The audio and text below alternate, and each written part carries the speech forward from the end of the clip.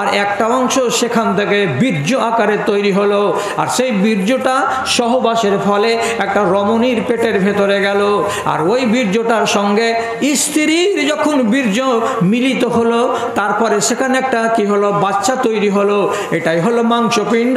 তারপরে আল্লাহ তাআলা তাতে রূহ দিলেন, তখন হয়ে গেল এটা গোটা একটা জীব, একটা প্রাণী হলো। তাহলে পেটের ভেতরে যে বাচ্চাটা মাংসপিণ্ড হয়ে আছে, এটা কোনখান থেকে তৈরি হলো?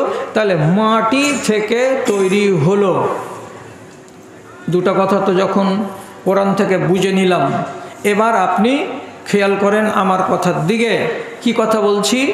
রাসূলুল্লাহ একদিন এক সাহাবীকে দেখতে বের হলেন। সাহাবীটার নাম আবু সালমা। অসুস্থ ছিল বলে বাড়ি গিয়ে যদি দেখছেন তা আবু সালমা বেঁচে নেই, মরে গেছেন। চোখ দুটো কিন্তু খোলা অবস্থাতে আছে, মরে যাওয়া মানুষের। রাসূলুল্লাহ দেখতে পেলেন, আবু সালমাকে দেখতে এলাম তো ও তো জিন্দা নেই, মরে গেছে, রূহ দুটা চোখ দুটা খোলা। তখন কি করলেন?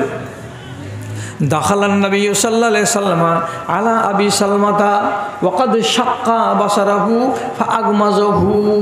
আল্লাহ রাব্বুল আলামিনের নবী দেখতে গিয়ে যখন দেখছেন আবু সালমা মরে গেছে এবং তার চোখ দুটো খোলা আছে, এখনো চোখ বন্ধ হয়নি, তখন নবীজি ওখানে ঢুকে গিয়ে উপস্থিত লোকেদেরকে, ছেলেদেরকে, মেয়েদেরকে, যারা যারা লাশের পাশে বসেছিল তখন তাদেরকে শুনিয়ে বললেন, ইন্নার রূহা ইযা কবিজা ইত্তাবাহুল বাসারা। ও মানুষেরা, তোমরা কি জানো না জানো না? তোমরা কি এটা কেউ তোমাদের বলেছে না বলেনি? আজকে শুনে নাও, আজকে শিখে নাও। এইখানে রূহটা এসেছিল, আসার পরে এরা দুজন যখন এক জায়গাতে হলো তখন এটার নাম হয়ে গেল জিসিম। আরে জিসিমটা চলমান থাকলো, যেদিন মরে গেল এর মানে রূহটা এখান থেকে বেরিয়ে গেল। তো যেমনি রূহটা বেরিয়ে যাবে এটার নাম হলো মরণ, আর এটা যেমনি আলাদা হয়ে যাবে তখন এর নাম হলো আলাদা আর ওর নাম হলো আলাদা। এর রূহটা যখন বেরিয়ে যাচ্ছে, তো বেরিয়ে যাওয়ার কালে এই দেহটা যখন উপর দিকে উঠে চলে যায় রূহ, তখন চোখটা খুলে দিয়ে তাকায়, এইরকম করে দেখে, উপর দিকে তাকায়। কেন? রূহটাকে নিয়ে যাওয়া হচ্ছে। কোথায় নিয়ে যাওয়া হচ্ছে? উপর দিকে নিয়ে যাওয়া হচ্ছে। তখন যে তাকাই, তো তাকাবার কালে তো তাকিয়ে নিল, তারপরে আর চোখটাকে বন্ধ করার ক্ষমতা নাই। কেন? যে দেহের ভেতরে রূহ নাই, আর রূহ যদি না থাকে তো দেহে ক্ষমতা নাই, আর দেহে যদি ক্ষমতা না থাকে তো হাত পা নড়বে না। এই জন্য মানুষটা দেখে আমার রূহটা চলে গেল, কিন্তু চোখটাকে বন্ধ করার ক্ষমতা হয় না। তার জন্য আমি নবী তোমাদেরকে বলে দিচ্ছি, তোমাদের বাড়িতে যখন মানুষ মারা যাবে তখন তার রোগ চোখটা যে খোলা থাকে, তোমরা টাটকা টাটকা তখনই মিনিট পাঁচেকের মধ্যেই আস্তে করে চোখের পাতাটাকে টেনে এনে নিচুর পাতার সঙ্গে সাটিয়ে দাও, যেন চোখটা আর না খুলে যায়। এবার আপনি হাদিসটা থেকে কি বুঝলেন? রূহ যখন এসেছিল তো কোথা থেকে? আসমান থেকে।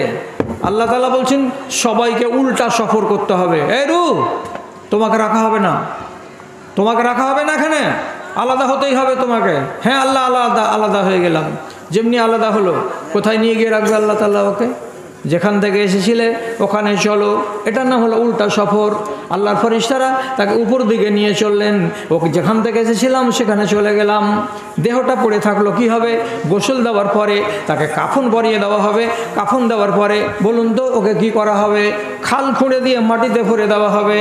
মাটিতে কেন দিলাম? যেহেতু এই দেহটা কোনখান থেকে তৈরি হয়েছে, তো মাটি থেকে তৈরি হয়েছে, এই জন্য মাটিকে আবার জমা দিয়ে দিলাম। সেখানে 6 মাসের ভেতরে আপনার দেহটা মাটি হয়ে যাবে। দেহের উল্টো সফর কমপ্লিট, রুহের উল্টা সফর কমপ্লিট। তাহলে সবারই উল্টো সফর শুরু। তাহলে কি হলো?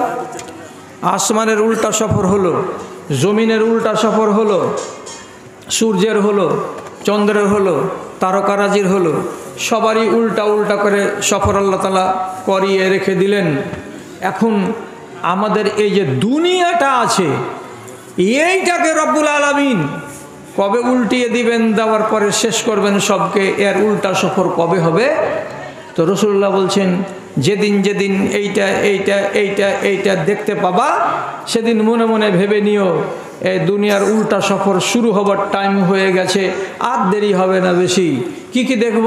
একটা আপনাকে বলেছি 5 মিনিট আগে, আর একটা রাসূলুল্লাহ বলছেন সহিহ হাদিসের ভেতরে, ইয়াতাকারাবুল আসওয়াক, কিয়ামতের আগে বাজার বেড়ে যাবে। বাজার মানে কি?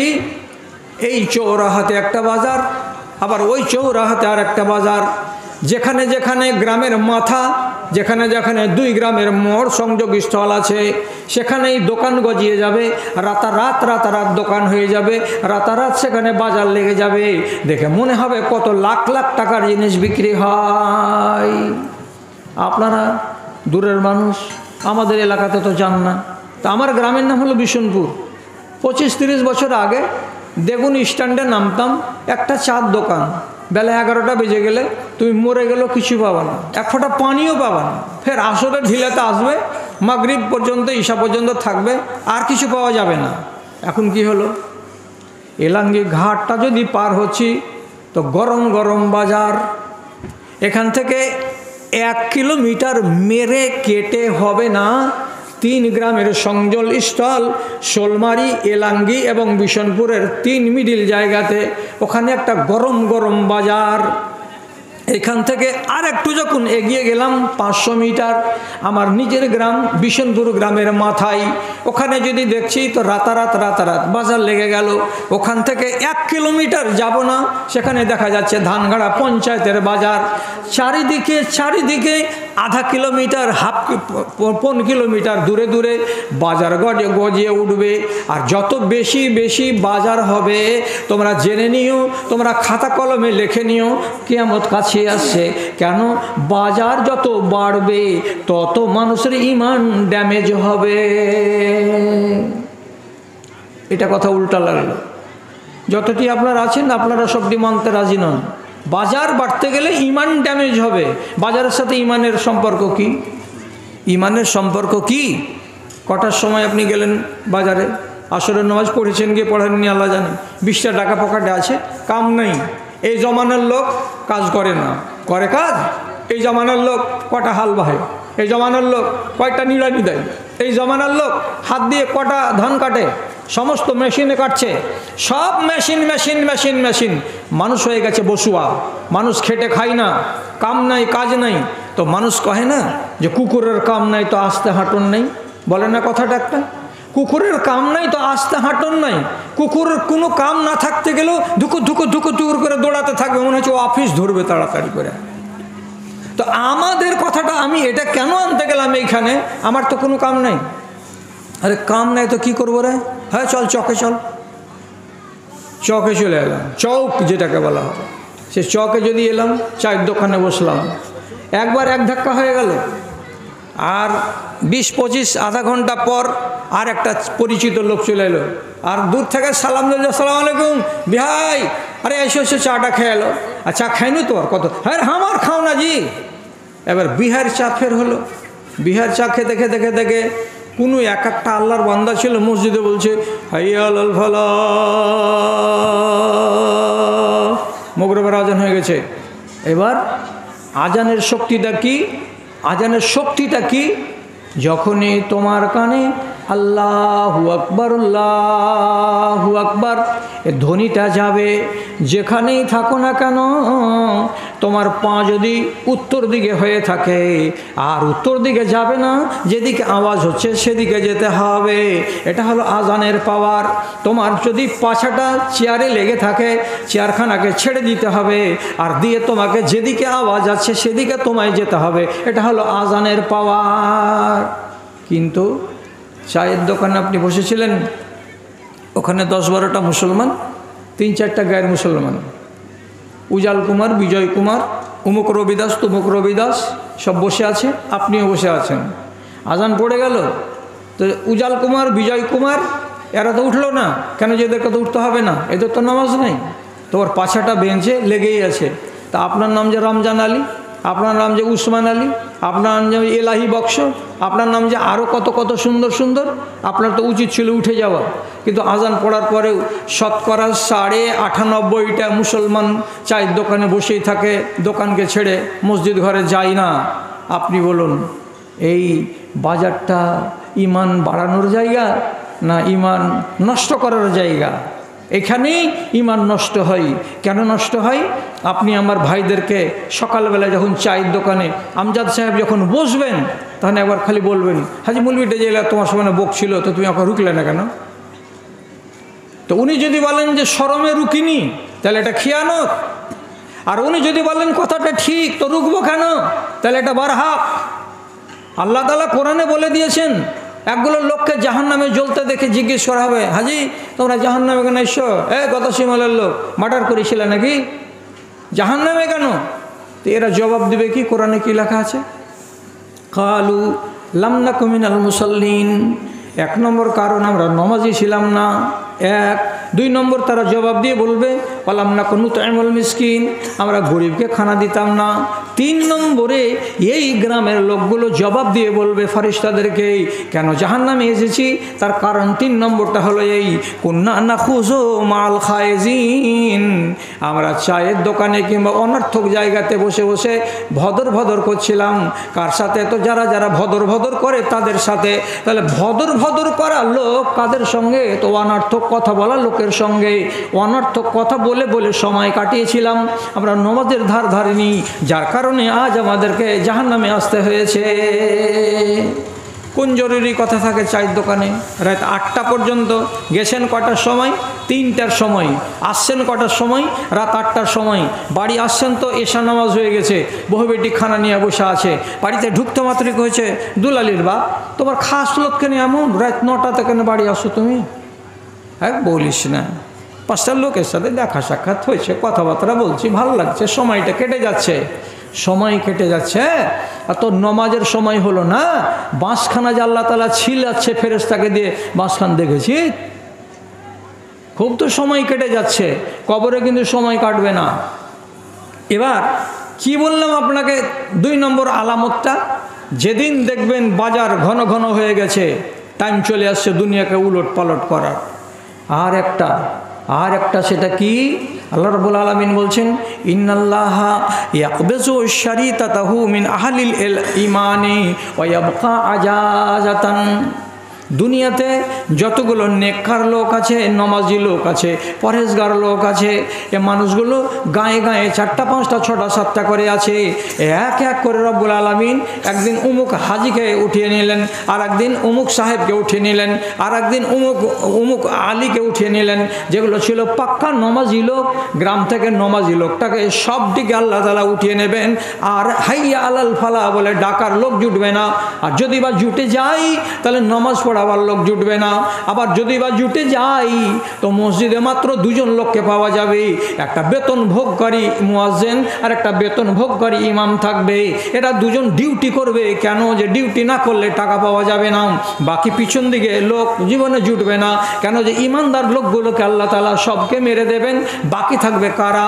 হাদিসের ভাষাতে বলছে ওয়ায়াবকা আজাজাতান, যেগুলো হলো বালু, যেগুলো হলো তুষ, যেগুলো হলো ছাট, যেগুলো হলো ওয়াসার, যেগুলো হলো অপদার্থ, যেগুলো হলো কীট, যেগুলোর কোনো মূল্য নাই, এমন আগাছাগুলো দুনিয়াতে বেঁচে থেকে যাবে। আর কাজের মানুষগুলো সব মরে যাবে। এখন আপনি বলবেন, আমি কি দিয়ে বুঝবো যে এটা আগাছা জি, এটা কীট জি, এটা অপদার্থ জি? কি দিয়ে বুঝবো আমি? ছেলেটা তো 1800 টাকা দামের ফুল প্যান্ট পরে আছে জিন কাপড়ের, আর ব্র্যান্ডেড কোম্পানির হাওয়াই শার্ট গায়ে দিয়ে আছে, ওর গায়ের জ্যাকেটটার দাম 3200 টাকা। তাহলে আমি কি করে বলবো যে এই ছেলেটা আগাছা? আর কি করে বলবে এটা ছেলেকে অপদার্থ? তো কি করে বলবো? খালি পোশাক দেখে আপনি ভাবছেন যে ছেলেটা আগাছা, অপদার্থ কি অপদার্থ নয় এটা আপনি বলতে পারছেন না। রাসূলুল্লাহ আগে আপনাকে চিনিয়ে দিয়ে বলছেন, তোমার যদি অসুবিধা হয় তাহলে তোমাকে একটা কায়দা বলে দিচ্ছি, কায়দা দিয়ে দেখবে, দেখে তুমি নিজেই বলে দিবে এই ছেলেটা আমার চোখের সামনে এটা কাজের ছেলে না অপদার্থ, তুমি ফয়সালা করে নিতে পারবে। কি? লা ইয়ারিফুনা মারুফান ওয়ালা ইউনকিরুনা মুনকারা। চোখের সামনে যে ছেলেটি বেঁচে থাকবে সে ছেলেটি কেমন হবে। ওরা দুনিয়াতে বেঁচে থাকবে বটে, কিন্তু কোনটা মারুফ কাজ, কোনটা ভালো কাজ এটা বুঝবে না, আর কোনটা মন্দ কাজ এখান থেকে দূরে সরে থাকি এটা বুঝতে পারবে না। ভালো কাকে বলে তাও জানবে না, মন্দ কাকে বলে তাও জানবে না। এটা মন্দ করিস না হে, করবো না হে, মন্দ বুঝে না। এটা ভালো কাজ করি একটু, এটা ভালো, ভালো বুঝবে না। যার ভেতরে ভালো বুঝার ক্ষমতা নেই, যার ভেতরে মন্দ বুঝার ক্ষমতা নেই, কোনটা করলে আল্লাহ রাজি হবে বুঝে না, কোনটা করলে আল্লাহ নারাজ হবে বুঝে না। তো যাদের বিবেক এইরকম হয়ে যাবে তাহলে জানতে হবে এগুলোই হলো আগাছা আর এগুলো হলো অপদার্থ। আপনাকে আমি কি বলবো, দুঃখের কথা, কয়দিন আগে এক বাড়িতে বরযাত্রী নামছে ট্যাক্সি থেকে, একটা ছেলে আর একটা মেয়ে। ছেলেটার বয়স 22 বছর হবে, মেয়েটা মোটামুটি ধরলেন 14 থেকে 16 হবে। তো দুজন মোবাইলের লিড হয় দুটা লিড কানে লাগালে শুনতে পাওয়া যায়। তো দুজন একজন আর একজনের হাতের আঙুলকে এমনি করে ধরে আছে, আর একটা লিড এই ব্যাটা ছেলেটার কানে ভরা আছে, আর ওই কানেকশনটার আরেকটা লিডগুলো বেটি ছেলেটার কানে লাগানো আছে। এতখানি দূরাদূরি হয়ে হাঁটছে আর গান শুনছে আর চলে যাচ্ছে, আঙুলকে এমনি করে করে ধরে ধরে। সামনে যারা মেহমানকে গ্রহণ করবে তারা কত নেককার, বড় মানুষ, বুজুর্গ লোক, শিক্ষিত লোক সামনে দাঁড়িয়ে আছে, আসেন আসেন এদিকে বসেন, অমুক করেন তমুক করেন। তো দাড়িওয়ালা, টুপিওয়ালা, নমাজি মানুষ কত আছে, এতগুলো লোকের সামনে এই গাঁড়ু বুঝতে পারে না যে একটা বেটি ছেলের হাতে এমনি করে হাত ভরে আমি কেন আছি, এটা যে মুনকার, এটা আমাকে আল্লাহ তাআলা বিদ্যা দেয়নি, আর বোধ বুদ্ধিতে জাগে না। একটা মোবাইলের ইয়ারফোনকে দুভাগ করে একটা লিড আমি লাগিয়ে রেখেছি আর আরেকটা লিড আমার পাশের মেয়েটি লাগিয়ে রেখেছে, একই জিনিস আমরা দুজনে মিলে শুনছি, আমাকে শুনতেই হবে একটা লোকের সামনে। এটা যে খারাপ, এই খারাপ কথাটা আর বুদ্ধিতে আসে না। তো তাহলে জানতে হবে এই ছেলেটা কি ইমানদারের বাচ্চা, এই ছেলেটাকে আল্লাহ পাক রসুল বললেন আজা, এটাই হলো অপদার্থ, যার মূল্য নেই, যার কোনো দাম নেই। তারপরে আপনি যদি বলেন এটা দিয়েও চিনতে পারা গেল না মৌলানা সাহেব, তাহলে আর একটা হাদিস বলছি, মৌলানাকে কালকে সকালে জিজ্ঞেস করবেন, আর আপনারা যদি দুই একটা লোককে শুনিয়ে দেন তো অনেকটি নেকি পাবেন। কোনগুলো ছেলে পিলে বেঁচে থাকবে দুনিয়াতে? তো রাসূলুল্লাহ বলছেন, রাসূল সহিহ হাদিসে বলছেন, ইন্নাল্লাহ ইউকবাজু কুল্লা জাজারিন জাওয়াজিন সাখাবিন জিফাতুন বিল্লাইলি ওয়া হিমারুন বিন্নাহার। যে লোকগুলো বেঁচে থাকবে, যে ছেলেগুলো বেঁচে থাকবে, তাদের চামড়া হবে মোটা মোটা চামড়া, মানে পেটের চামড়াগুলো এরকম মোটা মোটা হবে এমন কথাটা নয়। এদের বুদ্ধি হবে মোটা, এদের ব্যবহার হবে মোটা, এদের চরিত্র হবে মোটা। যেমন আমরা বলি তোর চামড়া মোটা হয়ে গেছে না কি বে, তো চামড়া মোটা হয়ে যাওয়া মানে কি, আর হর ধর্মীকে আমরা বলি যে তোর চামড়া মোটা হয়ে গেছে। আল্লাহ রাব্বুল আলামিন নাই বলছেন ওই রকমই তার হর ধর্মী চলন যখন বেড়ে যাবে তখন তাকে বলা হয় চামড়া মোটা। তো যে ছেলেগুলো বেঁচে থাকবে তাদের চামড়া মোটা হয়ে যাবে, ভালো কথা কানে তুলবে না, মন্দ কথা বুঝতে পারবে না। এইরকম চামড়া মোটা ছেলেগুলো বেঁচে থাকবে। তার কঠিন পরিচয় কি? রাসূলুল্লাহ বলছেন রাতের বেলায় ঘুমাবে মরা কুকুরের মতো ঘুমাবে, আর দিনের বেলায় জাগবে তো জিন্দা গাধার মতো জাগবে। কোন কথা বললাম? যদি ভাত না খাওয়া থাকতো আমার, তো আপনারা হয়তো খেতে দিতেন না। এটা কথা কেন বললে জি? রাতের বেলায় ঘুমাবে মরা কুকুরের মতো, আর দিনের বেলায় জাগবে তো জিন্দা গাধার মতো। মরা কুকুর মানে কি? কুকুরকে যদি আপনি পাগারের পাশে ফেলে দিয়ে আসেন মঙ্গলবারের দিন, আর বুধবার বাদ দিয়ে বৃহস্পতিবারের দিন যদি দেখতে যান, তো কুকুরের ট্যাঙ্ক যে উপর দিকে ছিল ট্যাঙ্কি নিচু দিকে হবে? কুকুরের মুখ পূর্ব দিকে ছিল, এটা কি পশ্চিম দিকে হবে? হবে না, ওই একই হালাতেই থেকে যাবে।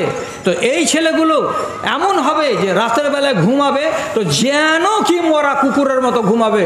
আর অর্থটা কি? রাতের বেলায় জাগবে না, পেশাব করতে উঠবে না। যদি পেশাব করতে উঠেও বা তো দূরে থেকে যাবে, প্যান্টের বুটাম খুলে দিয়ে বিনা পানিতে পেশাব করে নেবে। আগে যে দোয়া বলতে হয় আর পানি দিয়ে ধোয়ার পরে ফের যে একটা দোয়া বলতে হয়, ওগুলো ও জানে না। রাতের বেলায় যদি জেগে যায় মানুষ, তো জেগে গেলে ঘুম ভেঙে যেতে গেলে একবার অন্তর ঘুমের হালাতেই একবার জিকির করতে হয়, সুবহানাল্লাহ, আলহামদুলিল্লাহ, লা ইলাহা ইল্লাল্লাহ। ফজরের আজান হতে গেলে জেগে যেতে হয়, জেগে গিয়ে মসজিদে যেতে হয়। তো এটা হলো জীবিত মানুষের পরিচয়। ও যে ঘুমিয়েছে এশারের টাইমে, কি করতে করতে, পাবজি গান খেলতে গান শুনতে রাত 2টার সময় ঘুমিয়েছে। আর ফজরের বেলা জাগবে ঘোড়ার ডিম, বেলা 7টার সময় জাগছে। আর বেলা 7টার সময় জেগে তারপরে এখন কেমন করবে? হাদিসে রাসূলুল্লাহ বলছেন জিন্দা গাধার মতো চিৎকার করবে। গেল টিউবওয়েলের কাছে, ধরেন যে টিউবওয়েলে পানি নাই, পড়ে গেছে পানিটা, কলসিতে কেউ পানি রাখে না এই জমানায়। তো টিউবওয়েলের পানি নাই বা স্টকে পানি নাই দেখে মিঠা কথাতে বল, হাগে মা পানি কেন নাই? তো মিষ্টি করে দন্তার সহায়কর লয় রিসি, কী করছিলে রে তোরা? উমুকের বেটি উমুকের, তোরকে বাড়তে পানি নাই কেন রে? তাহলে এত জঘন্য ভাষা বলে দিয়ে হাও মাও করে যে চেঁচাচ্ছে, এই ব্যবহারটা কিসের? তো গাধা। দোকানে যাবে আর যাওয়ার পরে আগে থেকে সব বুজুর্গগুলো বসে আছে চা খাওয়ার জন্য, এদের কাছে গিয়ে সালাম দাও, দেওয়ার পরে বসো, দিয়ে বলে এসেন ভাই একটা চা দিও তো আমাকে। তাহলে মিঠা কথা হলো, কিন্তু এগুলো শিখবে না।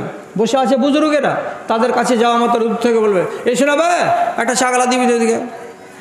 এই যে চিৎকার, এই যে অভদ্র, এই যে অসভ্য, এই অসভ্য অভদ্র চিৎকার চেঁচামেচি, এইগুলোকে রব্বুল আলামিনের নবী নকশা এঁকে দিয়ে বলেছেন এরা বেঁচে থাকবে। রাতের বেলায় যখন থাকবে তখন মরা কুকুর, আর জিন্দা হয়ে থাকবে তখন কি হবে? জিন্দা গাধার মতো হয়ে থাকবে।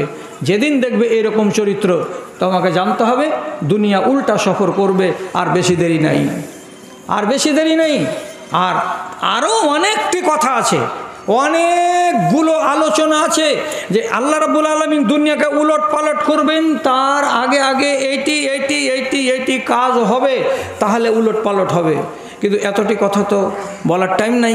বলার টাইম যদি বা থাকে, যে রাত তো পড়ে আছে সারা রাত, তা আপনারা কি বাড়ি যাবেন না? আর আপনারাকে কি একটু ঘুমাতে হবে না? জালসা শোনা ফরজ নয়, ফজরের নমাজটাকে ধরাটা হচ্ছে ফরজ। জালসা শুনতে গিয়ে ফজরের নমাজ যদি ছেড়ে দেন, তাহলে এরকম জালসা 50 বছর না শুনলে গুনাহ হবে না। তো যাক, এখন 1:30 বাজতে চললো, তার মানে কোন তালে তালে আমারও 1 ঘন্টা বলা হয়ে গেল, 4 মিনিট কম, 1 ঘন্টা বলা হয়ে গেল আমার। তো আমার ভাইজান মাওলানা আমজাদ আলী সাহেব একটা কাগজ দিয়েছেন, কাগজটা পড়ছি, আর তার সাথে সাথে আপনার যদি শোনার থাকে তো আপনি এটাকে শুনে নিন। দূর থেকে একটা মহিলা গাড়ি চালিয়ে পড়াতে আসছে। তো এর হুকুম কি? স্ত্রী নামাজ পড়ছে কিন্তু তার স্বামী নামাজ পড়ে না, এর হুকুম কি? কথা হলো শরীয়তের ফতোয়া চলে যে দেশে শরীয়ত আছে সে দেশে। আর ভারতবর্ষের মতো রাষ্ট্রে শরীয়তের মূলে যদি ফতোয়া দেওয়া যায়, বিক্রি হবে না বাজারে, কে শুনবে এগুলো ফতোয়া? দূর থেকে একটা মহিলা গাড়ি চালিয়ে পড়াতে আসে, এর হুকুম কি? তো কথা হলো সৌদি আরবের মুফতিগণ আজ প্রায় 20-22 বছর আগে ওনারা ফতোয়াতে লিখে দিয়েছেন যে মেয়ে ছেলে ড্রাইভিং করতে পাবে না। কথা বুঝবেন? মেয়ে ছেলে যে 4 চাক্কার ড্রাইভিং করতে পারবে না। তো যদি 4 চাক্কার ড্রাইভিং করতে মেয়ে ছেলে না পাই, তাহলে মোটর সাইকেল চালাতে পাবে? এটা কোথায় আমি পাবো? সাইকেল চালাতে পাবে বেটি ছেলে, আর পাওয়ার আমি কোথা থেকে পাবো?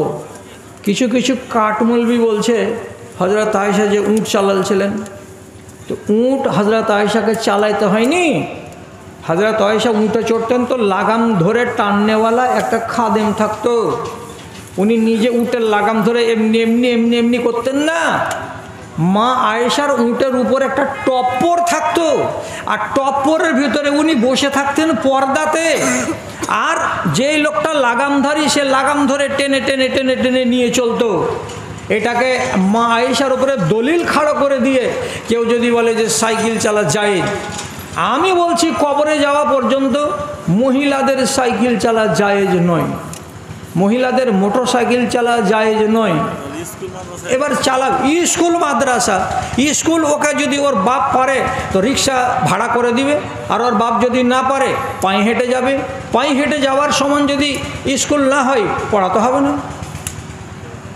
কেন পড়াবো? আমার বেটিকে আমি পড়িয়ে নিয়েছি নমাজ, রোজা, হজ, জাকাত, দিন দুনিয়ার আদব কায়দা, বাস খালাস।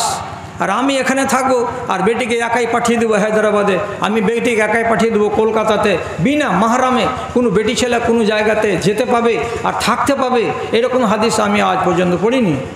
তবে ওই যে বললাম গোড়াতে একটা কথা, এগুলো ফতোয়া ভারতের মাটিতে দিতে গেলে যখন লাইভে দেখবে লোকেরা তখন আমার বিরুদ্ধে কমেন্ট করবে 4-5টা, এবং এমন কমেন্ট করবে যে আমার গায়ের চামড়া পর্যন্ত পাতলা করে দেবে কমেন্ট করে করে, যে কোথাকার এটা মৌলবি, কত গোঁড়া মৌলবি যে সাইকেল চালানোটাকে হারাম করে দিচ্ছে। আরে বাবা, আমি কেন হারাম করব? আমার বাপের মতো আলেমগুলো 20টা হবে।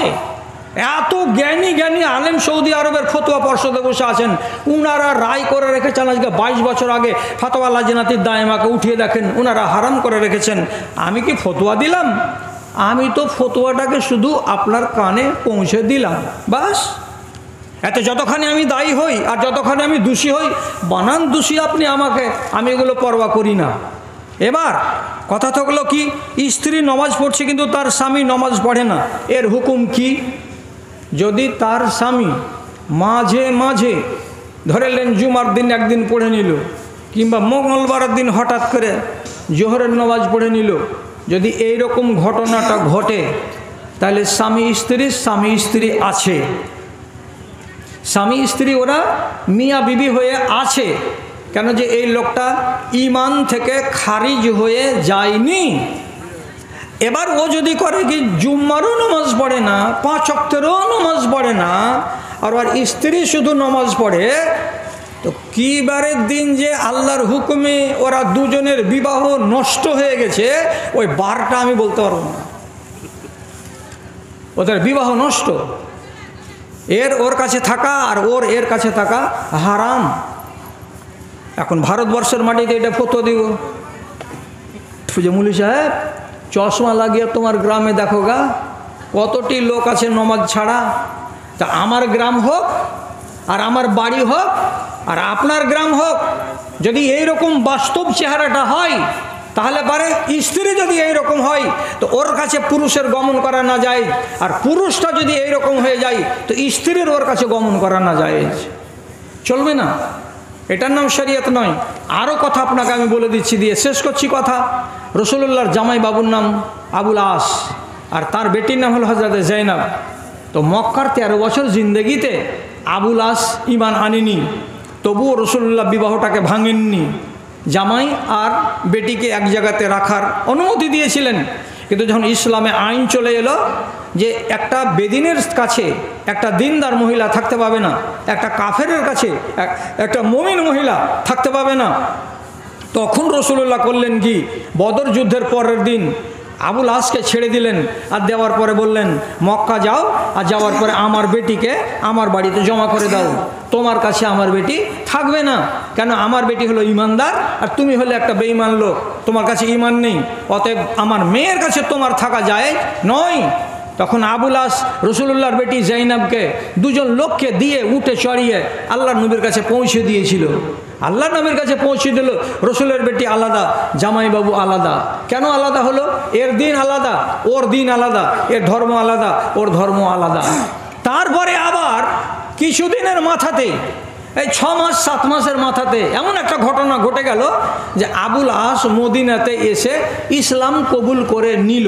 আর যেমনি ইসলাম কবুল করে নিল, রাসূল করিম নিজের বেটিকে বললেন, জামাইকে বললেন, তোমরা তোমাদের বিবাহের উপরে কায়েম থাকো। তোমরা দুজনকে তোমাদের বিবাহের উপরে কায়েম রেখে দেওয়া হলো। আমার বেটিও মুসলমান, আমার জামাইও মুসলমান। কথা বোঝা যাচ্ছে? এখানে নমাজ যদি অস্বীকার করে, যে লোকটা নমাজ পড়ে না, সে লোকটা যদি বলে আজি আলসিতে পড়ি না, জি তোর আলসির কপালে আমি জুতা মারি, এটাকে আলসি বলে? এটা আলসি নয়, এটা হলো কি অস্বীকার করা। আলসি হলে ফজরটা ছুটবে, আলসি হলে এশারেরটা ছুটবে, আলসি হতে গেলে জোহরের আসরেরগুলো ছুটবে না, মগরবেরগুলো ছুটবে না। আর তুই বলছে পাঁচও ওয়াক্ত গায়েব হয়ে গেল। গায়েব কেন হলো? তো বলছে আলসিতে নামাজ পড়া হয় না। তো আলসিতে ব্লক চলে যাচ্ছিস কুকুরের মতো ধুকুর ধুকুর ধুকুর ধুকুর করতে করতে, কেমন করে? বাজার চলে যাচ্ছ কেমন করে? গরু হাটে দিকে গরুর পাশা দিকে ল্যাজ দিয়ে আংটি দিয়ে চেপে চেপে চেক করছো কেমন করে? তখন তোমার আলসি লাগে না কেন? এটা হলো ঝুটা কথা। কাজে সমলে অস্বীকারী নামাজ ও হলো বেদিন, ওর মরলে জানাজা নেই এবং মুসলমানদের কবরস্থানে ওকে মাটি দিতে হবে না, আর ওর স্ত্রীর ওর কাছে থাকা হারাম আছে। এবার থাকছে তো আমি কি করব? এটা তো ভারত, এটা তো সৌদি আরব নয়। আল্লাহ আমাদের হেফাজত করেন। তো আজকের মতো কাটাই রাত 1:30 বেজে গেছে। আলহামদুলিল্লাহ, এবার এখান থেকে আমি ইতি টেনে দিলাম। আল্লাহ হাফেজ। যদি বেশি লোক থাকতো তাহলে একটা কথা, একটা কথা বললে একটা কাজ হতো। সেটা কাজটা কি? ওটা গাল দিয়েন না, ফের গাল দিয়েন না কোনো ভাই, আমি জোড়হাত করে বলছি গাল দিয়েন না। আমি একটা খ্যাপালালা মানুষ। আমার জীবনে আমি বাংলা ভাষাতে 54খানা বই লিখেছি।